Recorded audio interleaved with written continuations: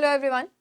70वीं BPSC परीक्षा में 3,28,990 लोग अपीयर किए और आप जानते हैं कि थर्सडे को शाम में रिजल्ट आया 70वीं बीपीएससी के प्रारंभिक परीक्षा का, जिसमें 21,581 स्टूडेंट्स के जो रोल नंबर है वो वहां पे देखने को मिले।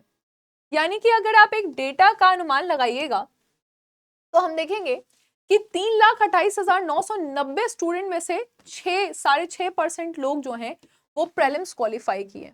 ये बड़ी बात है, ये बड़ी उपलब्धि है। अगर आपको अभी भी अपने आप पे डाउट हो रहा है तो आप ये डेटा देखिए कि जितने लोग एग्जाम देने आए हैं उसमें से सिर्फ 6.5% लोगों ने एग्जामिनेशन क्वालिफाई किया है और आपका रोल नंबर उसमें से है।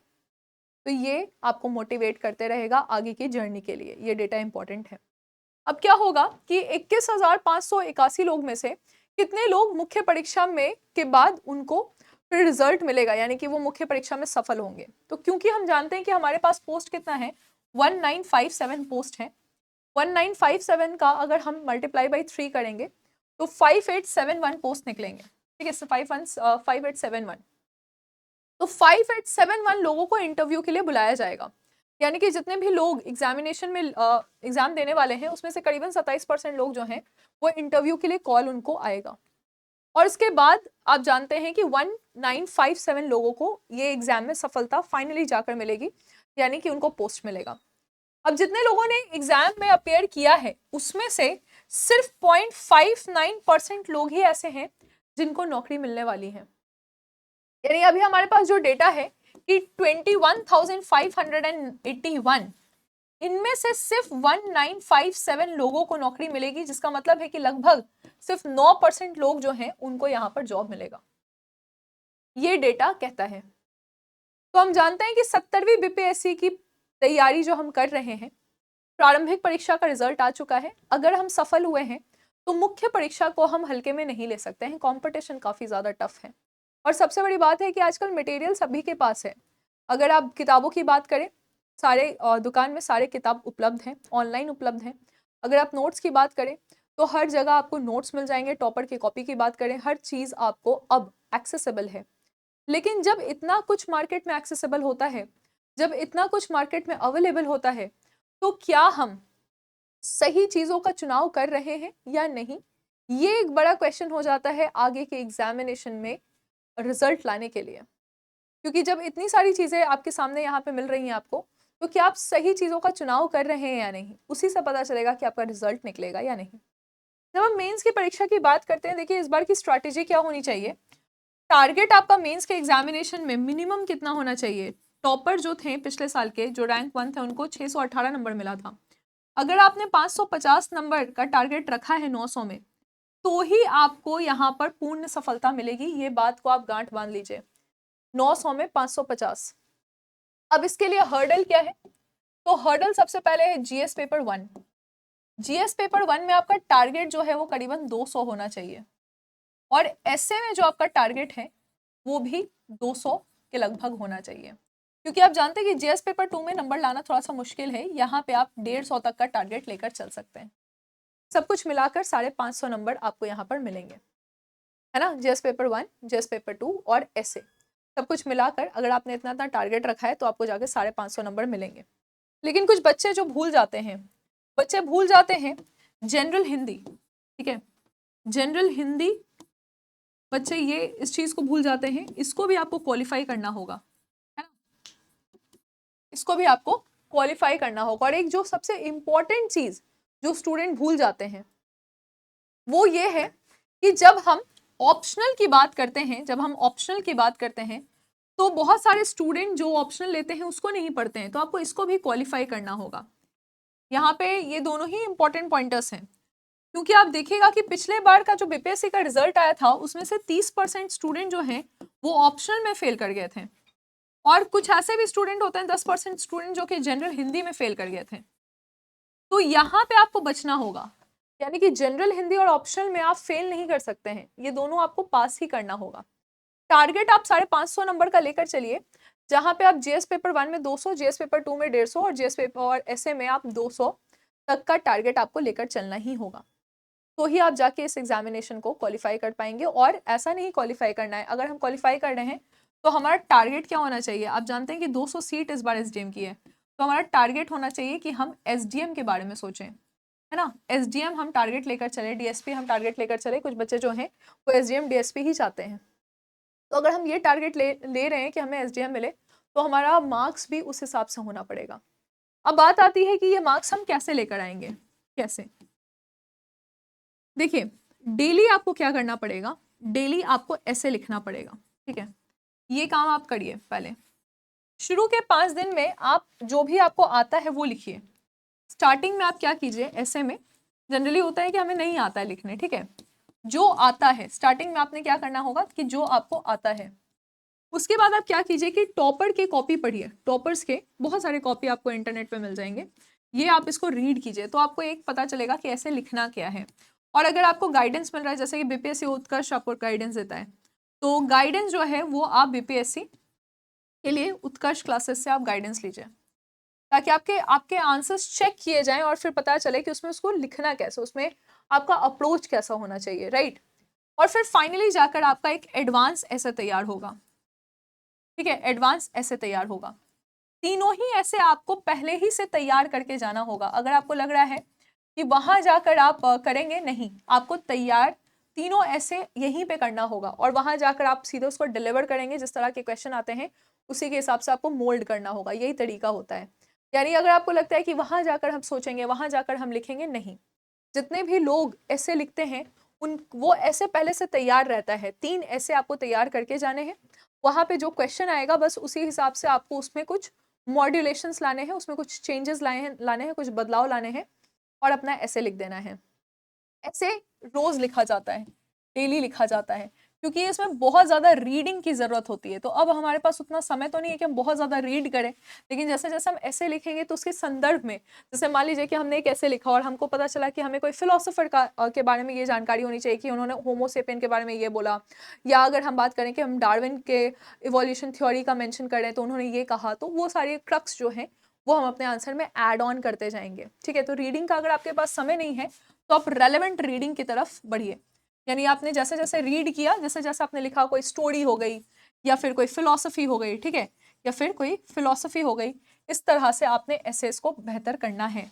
अभी शुरुआत में आपका ऐसे बिलो एवरेज होगा। अगर आपको लगता है कि हमें ऐसे लिखने नहीं आता है, तो आप यकीन मानिए कि जो टॉपर है उनको भी नहीं आता होगा कभी किसी समय में, तो अभी आपका बिलो एवरेज होगा।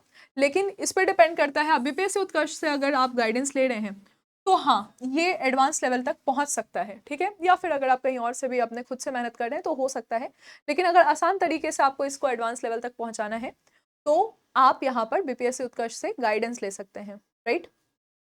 अब बात आती है जीएस पेपर 1 की। देखिए, जीएस पेपर 1 में जो हिस्ट्री का पोर्शन है वो थोड़ा सा पहले से क्लियर रहता है कि यहाँ से क्वेश्चन आएंगे। तो जब आपको पढ़ने का मन नहीं करे, ठीक है, मन नहीं करे, तो क्योंकि यहाँ पे जो क्वेश्चंस हैं वो बहुत ही क्लियर है कि यही सारे क्वेश्चन जो हैं यहाँ से आने वाले हैं, तो आप बार बार एक मॉडल आंसर बना लीजिए और उसी मॉडल आंसर को आप बार बार प्रैक्टिस करते चलिए। मॉडल आंसर जो है वो भी आपको बीपीएससी उत्कर्ष से मिल जाएगा। करंट अफेयर्स के लिए, देखिए करंट अफेयर्स को लेकर अभी भी बच्चे थोड़े परेशान हैं, तो करंट अफेयर्स के लिए हम आपको कह रहे हैं कि एक रामबाण सोल्यूशन क्या है कि मेरी क्लास चलती है 9 बजे सुबह में यूट्यूब पे, और ये बिल्कुल फ्री ऑफ कॉस्ट चलती है। अगर आप इसको रेगुलरली देख रहे हैं तो हाँ, आपका करंट अफेयर्स का तैयारी यहाँ पे हो जाएगा। जब बिल्कुल पढ़ने का मन नहीं करे, ठीक है, तो आप स्टैटिक्स वाला पोर्शन उठा के देखिए। स्टैटिक्स के लिए आप क्या कीजिए कि एक प्रीवियस ईयर का किताब ले लीजिए, पीवाईक्यू, उसी को आप सॉल्व करिए, वहां से ही आपका स्टैटिक जो है वो क्लियर हो जाएगा। ये जीएस पेपर 1 का है, ठीक है। जहां आप जीएस पेपर 2 की बात करते हैं, तो जीएस पेपर 2 जो है इसमें काफी आपको रिसर्च करना पड़ेगा, थोड़ा सा इनोवेशन की इसमें जरूरत है, और बार बार आंसर जो है वो आप लिखेंगे और उसमें मॉड्यूलेशंस लेकर आएंगे, क्योंकि यहाँ पे 3 क्वेश्चन जो है वो पॉलिटी से पूछे जाएंगे, और पॉलिटी के जो क्वेश्चंस हैं उसके आपको आंसर लिखने के बाद उसको सब्सटेंशिएट भी करना है। सब्सटेंशिएट करने का मतलब क्या होता है कि अगर मैंने सेंटर और स्टेट के रिलेशंस के बारे में डिस्कस किया, तो आपको पता होना चाहिए कि अच्छा, तो कौन सा ऐसा आर्टिकल है, तो आर्टिकल नंबर 245 से 255 है, ठीक है, तो ये एग्जीक्यूटिव का है, लेजिस्लेशन का है, या जुडिशरी का है, या फिर आर्टिकल नंबर 200 में ऐसा क्या स्पेशल है कि गवर्नर जो है वो रिजर्व कर लेते हैं बिल प्रेसिडेंट के लिए। तो एक तरह से हम कह सकते हैं कि हाँ, सेंटर का पूरा हस्तक्षेप जो है वो स्टेट पे है, राइट। तो इस तरह से आपको अपने आंसर को सब्सटेंशिएट करना, उसके बाद लेकिन कंक्लूजन में भी बड़ा बैलेंस्ड अप्रोच डालना है कि नहीं, संविधान जो है वो फेडरल है और यूनिटरी है, लेकिन थोड़ा सा उसका टिल्ट यूनिटरी की तरफ है। इस तरह से आपने बैलेंस करना है, और ये ज़रूरी भी है। क्यों ज़रूरी है? क्योंकि हम आगे जाके अपने देश की अखंडता पर प्रश्न चिन्ह नहीं लगा सकते हैं। तो दैट मीन्स कि पॉलिटी में बड़ा आपको आंसर लेके उसको सब्सटेंशिएट करके बैलेंस करना, ये बड़ा इंपॉर्टेंट अप्रोच हो जाता है। तो ये 3 क्वेश्चंस हैं पॉलिटी के, जिसको आपको इस तरह से डील करना होगा। बाकी के जो 3 क्वेश्चन हैं वो आपका, वो भी उसमें भी बहुत सारा रिसर्च चाहिए, क्योंकि वो ज्योग्राफी के क्वेश्चन हैं और इकोनॉमिक्स के क्वेश्चन है। ये दोनों ही डेटा बेस्ड क्वेश्चन है, यानी कि आपको डेटा पे काफ़ी काम करना पड़ेगा। और करंट अफेयर्स के ब्लेंड के साथ आपको साइंस एंड टेक के 2 क्वेश्चंस को डील करना पड़ेगा। राइट, साइंस एंड टेक के 2 क्वेश्चंस इस तरह से आपने डील करने पड़ेंगे, जिसमें आपको अभी जो करंट में चल रही हैं चीज़ें, उस पर भी आपको काम करना पड़ेगा। राइट, करंट अफेयर्स के साथ आपको इसको डील करना पड़ेगा साइंस एंड टेक का। तो जीएस पेपर 2 थोड़ा सा मुश्किल हो जाता है बच्चों के लिए। जनरली बहुत ज़्यादा हाई इसमें मार्क्स नहीं आते हैं, लेकिन तो भी हम 150, 160, 70 तक हमको सोचना पड़ेगा। अगर हम देखिए, आपको सुनने में लगेगा कि भाई अब तो बहुत ही वो बात कर रही है, एक्सट्रीम वाली बात कर रही है। तो अगर हमने एग्जामिनेशन निकाला है, सिर्फ 6-6.5% लोगों का रिजल्ट आया है, तो एक्सट्रीम तो बात ऑलरेडी हो चुकी है।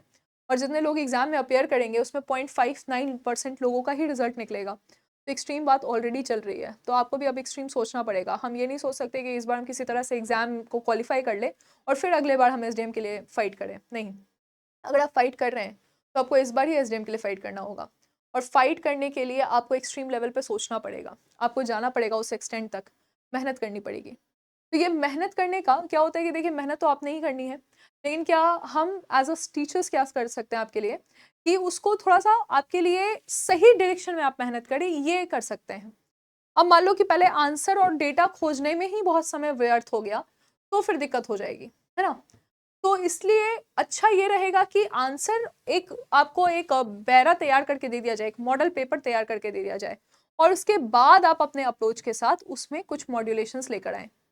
ठीक है, यानी कि आपको एक बेस लेवल का काम दे दिया जाए, और फिर आप अपने नए अप्रोचेस के साथ उसमें जो भी बदलाव है वो लेकर आ सकते हैं, और तब जाकर आपका आंसर जो है बेहतरीन आंसर बन जाएगा। तो इसके लिए अभी क्या एक अनाउंसमेंट जो है वो यही है कि आंसर राइटिंग बैच चल रहा है। ठीक है, आंसर राइटिंग बैच आपको यहाँ पे दिख रहा है, और ये 3600 रुपीज़ का ये बैच है। यहाँ पे आप देख सकते हैं कि 3600 रुपीज़ का ये बैच है। और क्योंकि हमारा तिरंगा महोत्सव है, तो 23 से लेकर 28 जनवरी के बीच में तिरंगा महोत्सव है, इस कारण से बैचेस के प्राइस लो किए गए हैं। अदरवाइज फिर ये बैच जो है वो अपने ओरिजिनल प्राइस पे आ जाएगा। तो ये मेंस आंसर राइटिंग बैच है, जहाँ पे आपको प्रॉपर गाइडेंस मिलेगा। और हाँ, ये बात हम आपको कह सकते हैं बिल्कुल खड़े होके यहाँ पे, कि इससे बेहतरीन गाइडेंस आपको कहीं और अवेलेबल नहीं मिलेगा। चाहे वो हिस्ट्री की बात हो, ज्योग्राफी की बात हो, इकोनॉमिक्स की बात हो, आईआर या साइंस एंड टेक की बात हो, ये इससे बेहतरीन गाइडेंस आपको और कहीं नहीं मिलने जा रहा है। तो ये मेंस आंसर राइटिंग बैच है 3600 रुपीज़ का। ये 23 तारीख से लेकर 28 जनवरी के बीच में है। आप इसमें अभी इनरोल करिए और पढ़ाई कीजिए। यहाँ पे आप देखिएगा कि आपको लाइव क्लासेस मिलेंगे, आपको रिकॉर्डेड क्लासेस मिलेंगे। यहाँ आपको 250 घंटे से अधिक के क्लासेस मिलेंगे। 2 से 3 लेक्चर्स आपको हर दिन मिलेगा। 2 से 3 लेक्चर यानी कि एक जीएस पेपर 1 का, एक जीएस पेपर 2 का, एक एसए का। उसके बाद आपको डेली 90 मिनट्स तक की क्लासेस, जो एक एक क्लासेस हैं वो 90 मिनट्स की होंगी, तो 90 + 90 + 90, फाइन। साथ ही आप देखिएगा कि वीक में आपको 3 आंसर राइटिंग आपका इवेल्युएट भी किया जाएगा, चेक किया जाएगा। उसके बाद आप देखेंगे कि आपको यहाँ पे 180 डेज का ये एक्सेस मिलेगा, जब तक आपका जो मेंस का एग्जाम है वो होता है। मॉडल आंसर भी आपको दिया जाएगा, और टॉपिक के साथ डिस्कशंस भी यहाँ पे किए जाएंगे। Right, yes. अच्छा, ये बात एक अनाउंसमेंट और बता देते हैं आपको, कि अगर आपको लग रहा है कि एग्जामिनेशन कब होने वाला है, तो आप देखिएगा कि ये जो मेंस का एग्जामिनेशन है ये अप्रैल के माह में होने वाला है। ठीक है, 70वीं बीपीएससी मुख्य परीक्षा जो है वो अप्रैल के महीने में होगी। और ये कब होगी अप्रैल के महीने में? तो ये 15 से लेकर 30 अप्रैल के बीच में यहाँ पर ये एग्जामिनेशन होने वाला है। इस बात को आप ध्यान रखिएगा। साथ ही साथ आप देखेंगे कि यहाँ पे एक टेस्ट सीरीज की भी बात की जा रही है। तो अगर आपको लगता है कि मैम हमें टेस्ट देना है, तो 2 टेस्ट यहाँ पे ओपन टेस्ट है, आप इसको दे सकते हैं। और उसके बाद के जो टेस्ट होंगे, वो टेस्ट आपको फिर क्या करना होगा कि उसके लिए आपको यहाँ पे 1000 रुपीज़ का फीस है। ठीक है, 1000 रुपीज़ का फीस है, इसमें आप एनरोल कर लीजिए। देखिए, अभी तिरंगा महोत्सव चल रहा है, इसलिए हर कोर्सेज में 90% तक के डिस्काउंट है। और 3 महीने की एक्स्ट्रा वैलिडिटी भी है। अगर कोई ऑलरेडी आप कोर्स में है, आप उसका वैलिडिटी एक्सटेंड करना चाहते हैं तो 10% का एक्स्ट्रा डिस्काउंट है। तो ये 2 बैचेस हैं हमारे पास मेंस के लिए। आप इसमें एनरोल करें और अपनी तैयारी को सुनिश्चित करें। Thank you. जय हिंद।